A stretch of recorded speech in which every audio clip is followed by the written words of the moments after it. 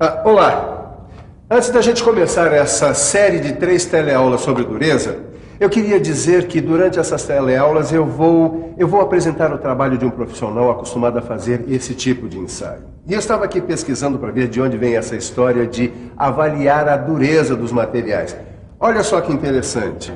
Esse livro conta que já no século XVII, o pessoal avaliava a dureza das pedras preciosas esfregando nelas uma lima.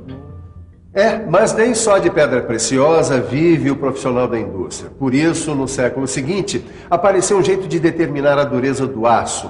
Ele era riscado com minerais diferentes, mas isso também não deu resultado.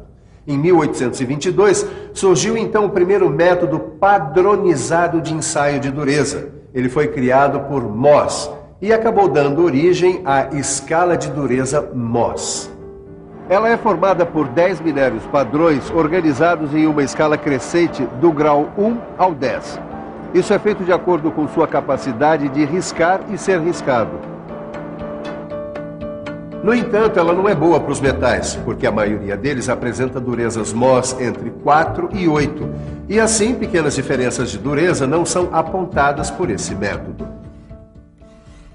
Foi por isso que houve a necessidade de se desenvolver outros métodos melhores de controle do aço e de outros metais. Um deles é o ensaio de dureza Brinell. Ele foi divulgado em 1900 e logo foi muito bem aceito, por causa da relação que existia entre os valores conseguidos no ensaio e os resultados de resistência à tração. Quer ver como ele funciona? Então, fique de olho.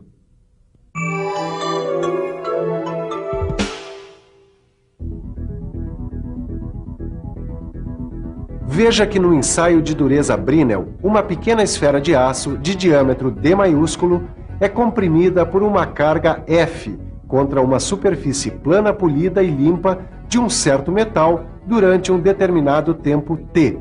Assim, a esfera produz uma calota esférica de diâmetro D minúsculo e profundidade P. A dureza Brinell em inglês quer dizer Hardness Brinell, que se representa pelas iniciais HB.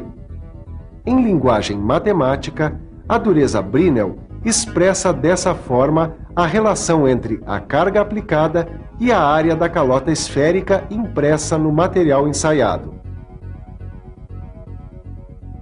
Como a área da calota é conseguida multiplicando o número π pelo diâmetro da esfera e pela profundidade da calota, a igualdade fica assim. Como é muito difícil medir a profundidade da calota, é mais fácil trabalhar com o seu diâmetro nessa outra fórmula, que representa a dureza Brinell. Nossa, Edgar, mas os técnicos têm que fazer todos esses cálculos para descobrir o valor da dureza dos metais? Não, Nilza. Eles têm tabelas que substituem todos esses cálculos. Olha aqui, como é simples. O técnico que fez um ensaio do material da nova roda disse que o diâmetro de impressão foi de 3,55. Então, dá para saber que esse novo metal tem dureza 293. Que valor é esse aqui, Edgar? É que o Brinell sugeriu que esse ensaio fosse realizado com carga de 3.000 kg-força e com uma esfera de 10 milímetros de diâmetro, feito de aço temperado.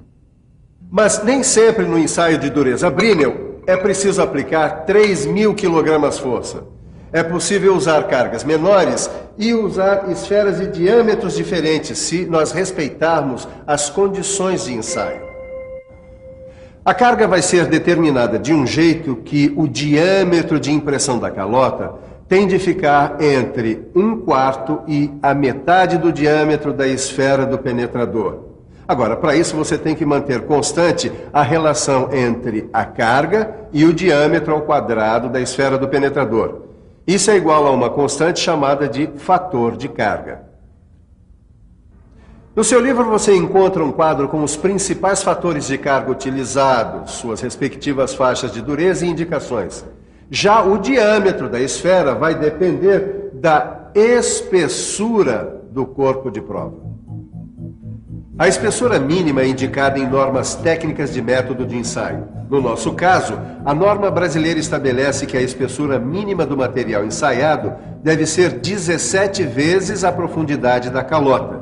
Assim você tem a relação entre o corpo de prova e o diâmetro da esfera. Os diâmetros de esfera mais usados aparecem aqui, nessa tabela. Ela traz os valores de carga mais usados, sempre de acordo com o fator de carga escolhido. Repare como ela facilita a vida de quem trabalha com esse tipo de ensaio.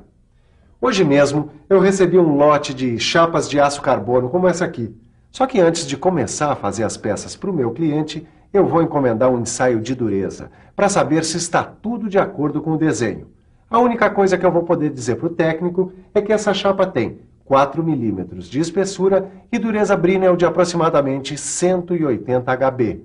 Só que ele precisa saber qual o diâmetro da esfera que vai ser usada para ensaiar essa chapa.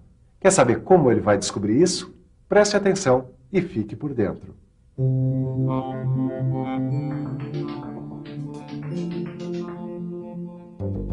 Para determinar o diâmetro da esfera, utilizamos as informações dos 2 quadros que estão no seu livro de estudos.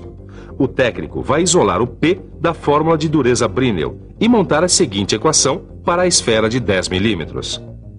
Desenvolvendo a equação, vai descobrir que a profundidade de impressão para a esfera de 10 milímetros é de 53 centésimos de milímetro.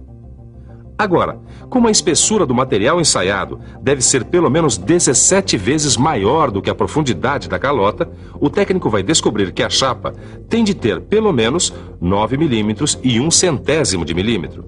Ou seja, chapas de 4 milímetros não podem ser ensaiadas com a esfera de 10 milímetros. Puxa, Edgar, mas não é tão simples assim fazer o ensaio de dureza, não. Mas esse ensaio não é você que vai fazer, né? O ensaio de dureza é usado pelas indústrias. Ah, é? De que jeito? Bom, para fazer o controle no processo de fabricação de peças que nós utilizamos no nosso kart, por exemplo. Bom, você quer ver como esses ensaios são realizados? Então, preste atenção.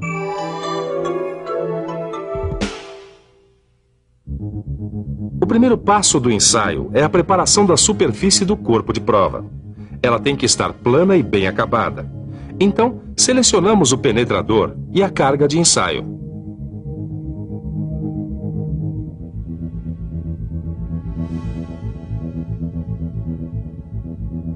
Aproximamos o corpo de prova da esfera e aplicamos a carga. Após o tempo de aplicação da carga, ela é retirada. Fazemos então a leitura do diâmetro da impressão e calculamos o valor de dureza. Com o ensaio de dureza, a fábrica pode controlar o processo de fabricação desta roda. Aí, a gente fica sabendo que dá para colocar essas novas rodas que vai dar tudo certo. Poxa, Edgar, esse ensaio Brinell é uma mão na roda. Só que existem vantagens e limitações no ensaio Brinell. O Brinell é muito usado para verificar a dureza de metais não ferrosos, ferro fundido, aço, produtos siderúrgicos e peças não temperadas. O Brinell é o único ensaio que admite ensaiar metais como esse que não tem estrutura interna uniforme. Além do mais, ele é super fácil de ser operado.